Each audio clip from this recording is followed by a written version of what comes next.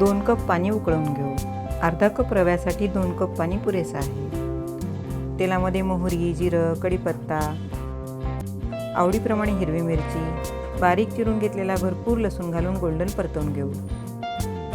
आवडीप्रमाणे कोथिंबीर घालून परतवून घेऊ. अर्धा कप जाड रवा घालून लो टू मिडियम फ्लेमवरती परतवून घेऊ. उपमा बनवण्यासाठी जो आपण जाड रवा वापरतो तोच रवा घेतलेला आहे. रव्याचा रंग थोडा बदललेला आहे. गॅसचा फ्लेम लो करून यामध्ये गरम पाणी घालून मिक्स करून घेऊ. पाव टीस्पून ड्रायरोज जिरा पावडर आणि चवीप्रमाणे मीठ घालून मिक्स करून घेऊ.